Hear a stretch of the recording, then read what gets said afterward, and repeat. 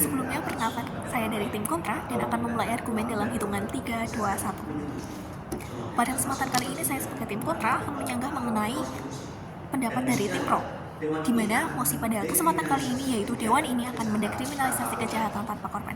Kejahatan tanpa korban adalah istilah yang mengacu pada tindakan ilegal yang tidak melibatkan penderitaan langsung pada orang lain dan melibatkan pelaku dan korban yang saling menyetujui. Contohnya termasuk perjudian, penggunaan narkoba, atau prostitusi. Dekriminalisasi yang kita ketahui merupakan penggolongan suatu perbuatan yang pada mulanya dianggap sebagai peristiwa pidana tetapi kemudian dianggap sebagai perilaku biasa. Saya sebagai tim kontra memiliki beberapa alasan kenapa perlu menyanggah pendapat dari tim pro. Yang pertama mengenai hukum yang proporsional. Sudah disebutkan dari tim pro, hukum yang proporsional adalah hukum di mana mereka mendukung orang-orang yang memiliki status rentan. Status rentan di sini dimaksudkan bahwa mereka adalah orang-orang yang memiliki kekurangan dalam segi materi. Padahal seharusnya yang namanya hukum sudah dijelaskan pada undang-undang dan peraturan-peraturan yang lain bahwa kedudukan bahwa setiap warga negara memiliki kedudukan yang sama atau kedudukan yang sama dengan di mata hukum. Itu berarti hukum sudah seharusnya tidak menonjol atau tidak seperti pisau, baik itu ke atas maupun ke bawah.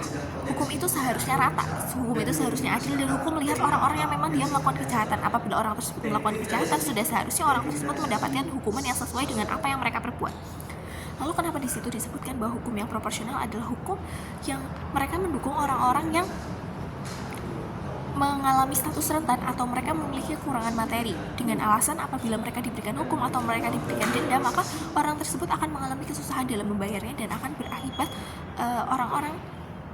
berakibat bahwa orang tersebut akan mengalami kesusahan dan juga orang tersebut harus membayarkan denda tersebut yang akan merugikan keluarganya dan orang-orang yang sudah seharusnya dia nafkahi. Padahal sudah seharusnya apabila orang tersebut melakukan kejahatan, maka orang tersebut membayarkan denda atau dipenjara untuk berapa tahun lamanya, disesuaikan dengan berapa lama atau seberapa berat kejahatan yang dia lakukan.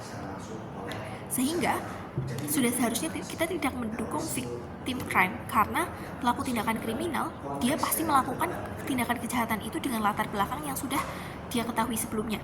Dia melakukan tindakan kejahatan karena dia memang sudah memiliki niatan atau sudah memiliki rencana. Tidak mungkin orang tersebut melakukan kejahatan tanpa ada rencana sebelumnya.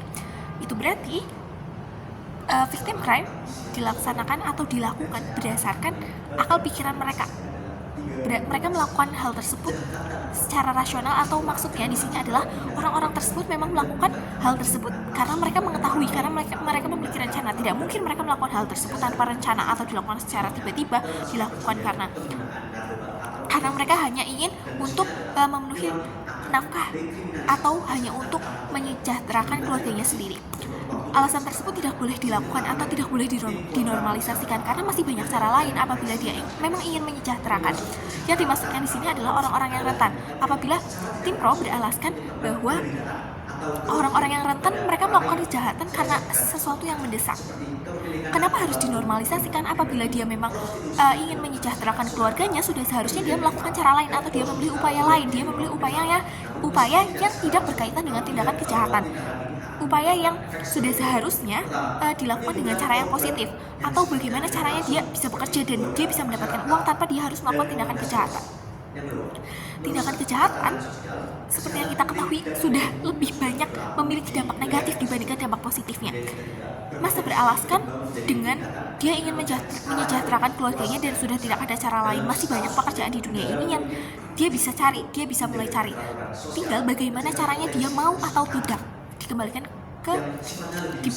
kepada arah itu. Kemudian yang saya tidak setuju apabila victim crime tidak diberikan hukum yang sesuai atau tidak dipenjara dengan kurun waktu yang sesuai dengan kejahatannya, atau dia tidak membayarkan denda dengan alasan apabila orang-orang yang rentan ini mendapatkan SKCK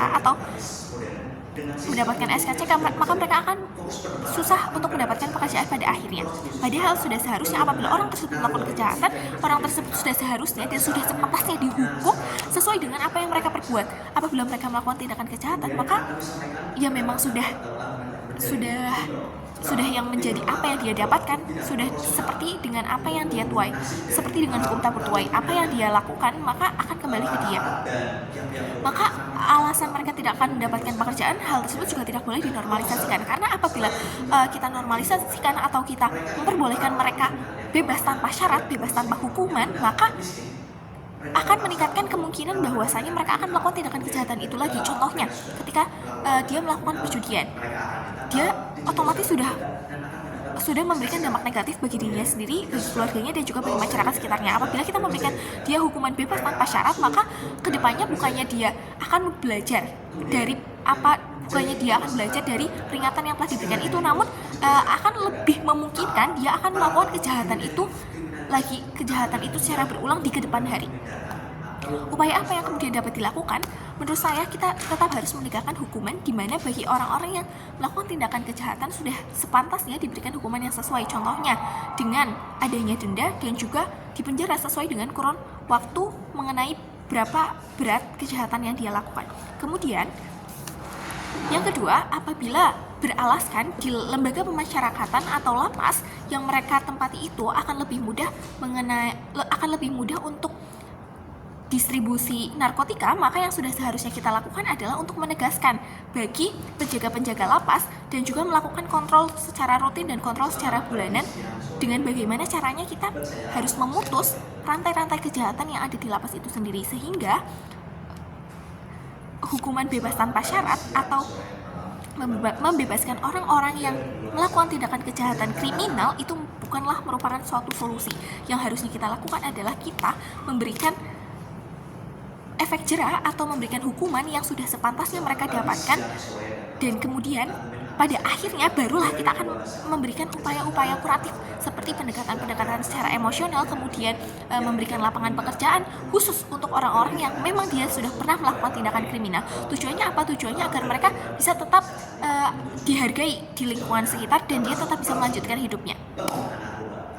Sekian pendapat dari tim kontra. Saya menolak apabila pelaku kriminal dibebaskan tanpa syarat.